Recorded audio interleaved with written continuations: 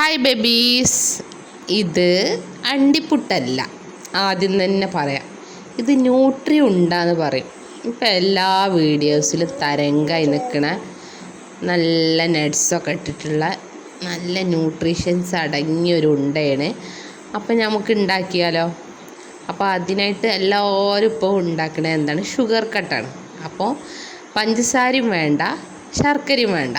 അപ്പം അതിൽ മെയിനായിട്ട് ഉപയോഗിക്കുന്നത് എന്താണ്? ഈത്തപ്പഴമാണ്. അപ്പോൾ അതിൻ്റെ കുരുവൊക്കെ കളഞ്ഞിട്ട് റെഡിയാക്കി എടുക്കുന്നുണ്ട് കേട്ടോ. അപ്പോൾ ഒന്നാമത്തേത് വേവിച്ചെടുക്കാൻ കാരണം കേട് വരാതെ കുറച്ച് ദിവസം ഇരിക്കാൻ വേണ്ടിയിട്ടാണ്. അപ്പോൾ അത് കുറച്ച് വെള്ളം ഒഴിച്ചിട്ട് ഞങ്ങൾ വേവിക്കാൻ വെച്ചിട്ടുണ്ട്. എന്നിട്ട് പിന്നെ കുറഞ്ഞ തീയിൽ ഇളക്കിയിട്ട് തീ കുറച്ച് വെച്ചിട്ട് വേവിക്കുക. എന്നിട്ട് അതൊന്നാണ് മാറ്റി വെച്ചിട്ടുണ്ട് കേട്ടോ ഞാനത്.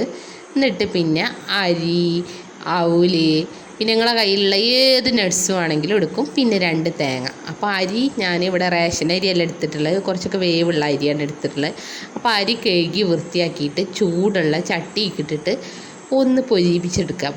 പറഞ്ഞാൽ പൊട്ടി വരുന്ന ടൈമാകുമ്പോൾ നമ്മൾ അവല് ചേറിയിട്ടിട്ടാണ് അങ്ങനെ ചേറി വൃത്തിയാക്കിയത് അതിൽ ഇട്ട് കൊടുത്തിട്ട് അതും മൂപ്പിച്ചെടുക്കുക. അങ്ങനെ പൊട്ടി വരുന്ന ടൈമാകുമ്പോൾ ആ പാത്രത്തിൽ നിന്ന് മാറ്റുക. എന്നിട്ട് പിന്നെ അടുത്തതാണ് ഞങ്ങളെ കയ്യിലുണ്ടായിരുന്നതാണ് കടല.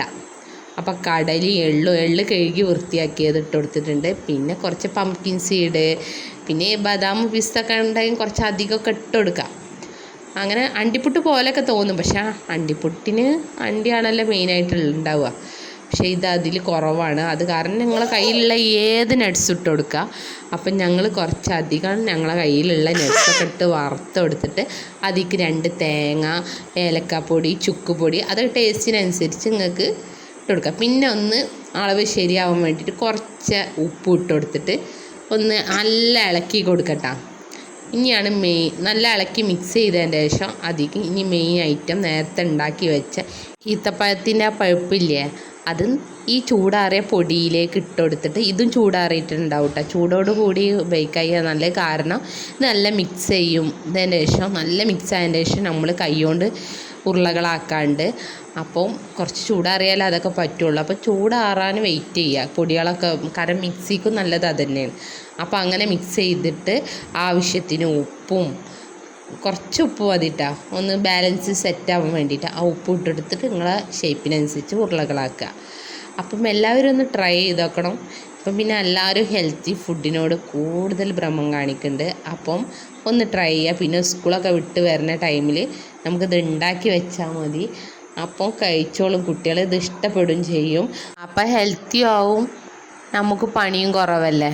കുറച്ച് ദിവസത്തിനൊക്കെ ഇത് കുറച്ച് ഫ്രിഡ്ജിലൊക്കെ സൂക്ഷിച്ച് വെച്ച പാത്രത്തിലൊക്കെ സൂക്ഷിച്ചാൽ കുറച്ചധികം ദിവസമൊക്കെ ഇരിക്കും കേട്ടോ.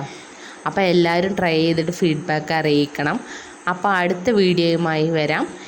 എൻ്റെ വീഡിയോക്ക് കമൻറ്റും ലൈക്കും സബ്സ്ക്രൈബും ഒക്കെ ചെയ്യാൻ മറക്കല്ലേ. അപ്പം ഇന്ന് ഇത്രയേ ഉള്ളൂ വീഡിയോ. Tata, bye bye.